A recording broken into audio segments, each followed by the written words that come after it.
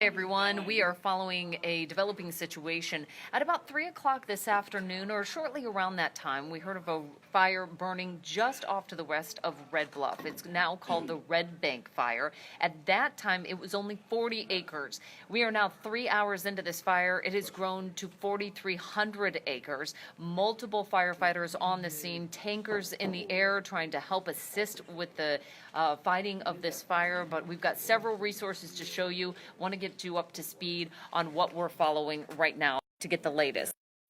Obviously going to be a big concern with this. As you can see from this vantage point right here, a recognizable plume developing from this Red Bank fire. Now over here, I've got the map so you can see where that camera is pointing. So it's pointing down to the south here, just off to the west of Redding, north of Red Bluff. So again, that's the vantage point that we're looking at. Here's the smoke that is filling the sky. I'm going to change this camera view right now. This one's going to be pointing just a little bit more to the south and west, and this is the view that we see. Again, here's the fire right here and the smoke plume shooting up, filling the sky. Hearing from several people that are saying, yeah, I'm actually seeing this from my cul-de-sac just off to the east of this fire in the Redding area. Many people may be affected tonight by this fire, especially with the smoke, not necessarily in the Sacramento Valley. I want to show you this. Here's a look at our visible satellite image. And what this does, it is a real clear picture of what's happening around that fire and where the smoke is headed. What you're going to notice is that it's heading up to the north and slightly off to the east. Once it kind of hits past Lakehead, it starts to head off to the east. Sacramento being south of this area along I-5, we're not expecting much in the way of smoke from this. Now, want to just point this out. You may be seeing some of this smoke plume right here. This is an additional fire. It's in the Mendocino National Forest. It's not a CAL fire. Still trying to get information on this. The latest that we knew was it was about 80 acres. So that's about 25 miles as the crow flies here from this Red Bank fire, and that's the smoke that we're seeing just shooting up from this. Now, what I find interesting about this is that it looks like there's two different points here where smoke is billowing out. That may be part of the problem, plus the terrain that they're trying to fight in that area. It's pretty far away from Red Bluff. There's cabins that may be affected there, but additionally the smoke, obviously. So what are the weather conditions like there? Well, not surprising, it's hot, and it has been hot for the past several hours. Temperatures have been holding in the 90s, but keep in mind, we haven't seen rain in several months. Everything is just crisp. The fuel is ready to go with any spark, and I'll talk a little bit about that spark in just a moment. First of all, let's take a look at the winds. Right now at about 15 to 25 miles per hour out of the south to southeast. So that's why we're seeing the winds come from this direction pushing that direction. Okay, so that's why that smoke is heading up in that way. The one thing that I want to point out is east winds, those are offshore winds. They spend a considerable amount of time over land and are very dry winds, which brings down the humidity. So that's going to be that next graphic there that I wanted to show. Humidity only at about 10 to 15%. We've actually seen that humidity come down somewhat in the last couple of hours. So again, we've got heat, we've got wind, and we've got low humidity. Now let's talk about the spark. We had a red flag warning in this area yesterday at this time. It lasted through early this morning, and part of the reason why is because we had numerous thunderstorms popping.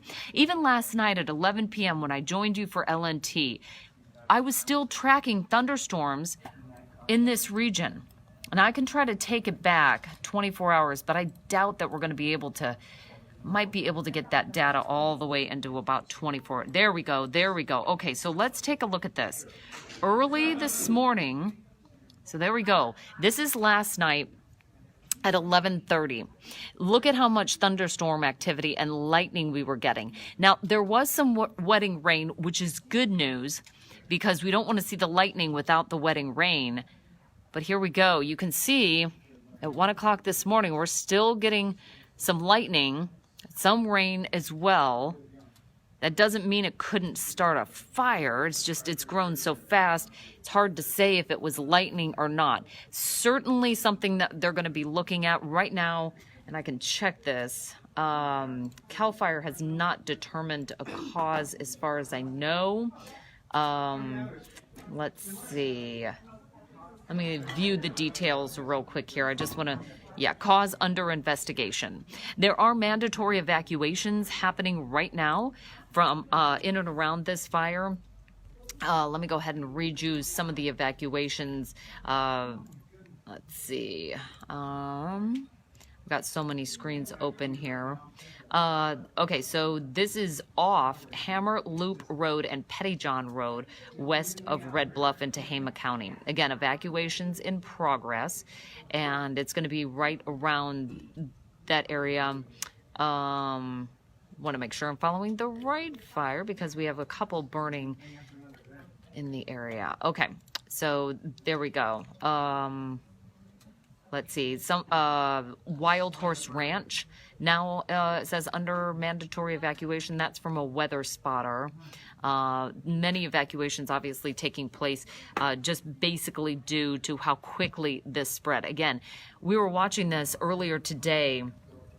I'm going to go back to the cameras because that is such a powerful image right there. We were watching this earlier today, and it was only at about 40 acres, and within 3 hours exploded to about 4,300 acres. Somebody said that there was a drone in the area and they had to ground some air tankers. I did see some drone footage on Twitter, and people were commenting, get the drone out of the area so we can get those tankers up. Remember, if drones are up, fire tankers can't go up. Firefighting crews can't go up. The air assist has to stop. It is too dangerous for them to fly. These are big aircraft, and conditions are very erratic around that fire line. So again, this is going to be just off to the west of Red Bluff, where we're looking at that smoke plume right there. A lot of smoke in and around the area, so be aware of that. Smoke right now doesn't appear like it is going to move its way through the valley at this point, down to the Sacramento area. We will be watching that, though, because obviously that could be a big concern. Just if you scroll through some of these pictures, amazing. A lot of people saying, here we go again. I think this is just so raw, given what happened last year. This, by the way, is one of the most critical times for firefighters because we've had so many months without any rain, and now we're looking at weather patterns that can really help to fan the flames so quickly. With everything so dry, we have just matchsticks out there right now. One of the hard things is, some of you may remember, we had a lot of rain in May, record rain for some areas. That's not necessarily a good thing when you talk about regrowth, something that is already dried. Then you've got this regrowth down at the bottom level, and then that dries out. So it's almost like you've given more undergrowth, and then that dries out. It adds additional fuel for these fires, something that we'll be following. The only other thing I want to mention here before I go is resources. Now, earlier this year we talked about, or I should say this season, we talked about that there haven't been these huge mega fires at this point, which was a good thing because the resources could attack these smaller fires very quickly. Keep in mind, we've got a couple of bigger fires going on right now. The Tanaha fire, which was down in Southern California, getting a little bit better handle on that, but that was a rapidly growing fire. And now this one popping up in Northern California.